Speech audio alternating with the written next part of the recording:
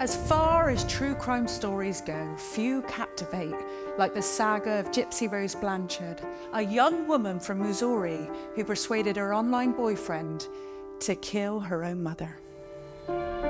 However, this case was not straightforward. These images show a young girl seemingly crippled by multiple physical and mental disabilities, wheelchair-bound and unable to survive without her mother's care.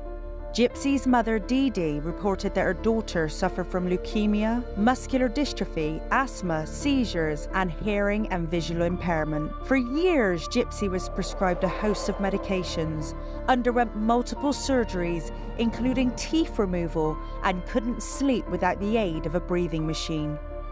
But the truth is that Gypsy did not suffer any of the conditions that Dee Dee claimed, and for over 20 years had instead been a tragic victim of Munchausen by proxy at the hands of her mother, resulting in severe mental and physical trauma.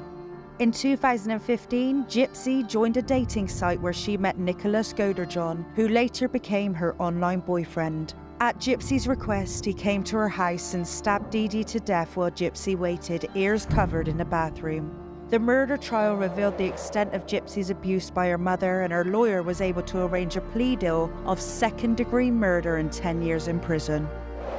Now, after serving 8 of her 10-year prison sentence, Gypsy has been released, and she'll be speaking exclusively to This Morning to reveal what life is like after lockup. Gypsy-Rose, thank you for joining us on This Morning. What has life been like since your release in December? Life has been a whirlwind. For the last 5 months, I've gone through a lot of changes in my everyday life, in my love life, home life. So the last 5 months have been quite an adjustment.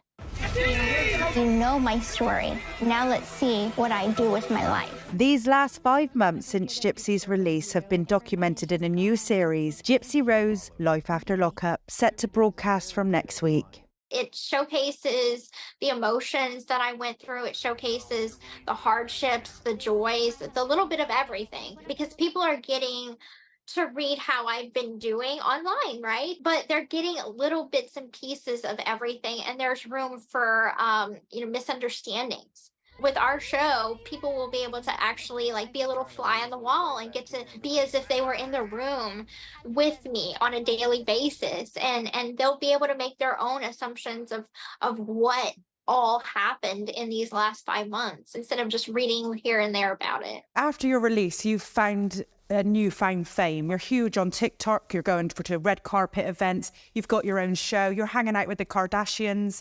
Do you think it's right that you've taken your newfound fame so enthusiastically? I wouldn't say enthusiastically. I think that this was sort of put on me before I even got out of prison.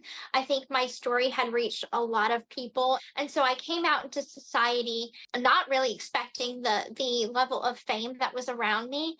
And it's like, sharing my story was a very selfless thing that I feel like I'm doing. And there was never any intentions of wanting the fame aspect of it. As for the Kardashians, that was to talk about prison reform. So again, another selfless act that was not for any attention, but to highlight what prisoners go through on a daily basis. She and I are similar in the ways of labels get put on her, labels get put on me. And so to sort of see the woman behind the labels, I was actually surprised that she's so down to earth and relatable. How are you finding the fame? I try and shy away from it. Sometimes, on a daily, I'm kind of like, I just want to be normal. And I'm finding that, my life is not normal. And finding that little bit of normal in my everyday life is a challenge. And I treasure that. What would you say to anybody that says, you should never in a million years be getting this level of fame? You should never be hanging out with the Kardashians, and you certainly shouldn't be getting your own show. What would you say to any of those people? This was not a choice. This was something that was out of my control. What I chose to do is share my story and set the record straight going forward. You went through the most horrific abuse, but why did you not expose your mum's lies to the police? Why did you take it as far as what you did? Honestly, I didn't know the extent of the abuse myself. Some things were very obvious, like the physical abuse, but there was other things in the medical abuse side of it that if it wasn't very visual, like my mother said I had cancer.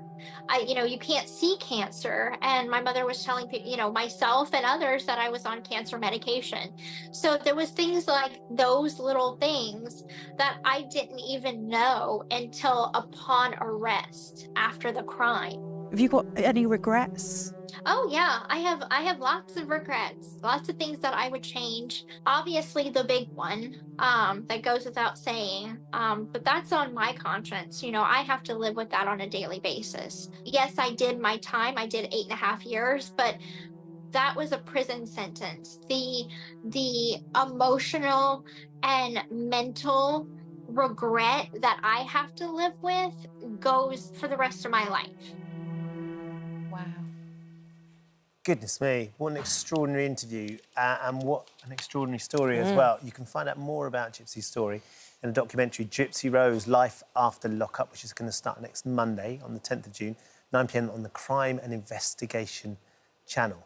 Thank you for visiting our This Morning YouTube channel. We upload new content every day, so go ahead and hit that subscribe button so you don't miss out, and we'll see you in the morning.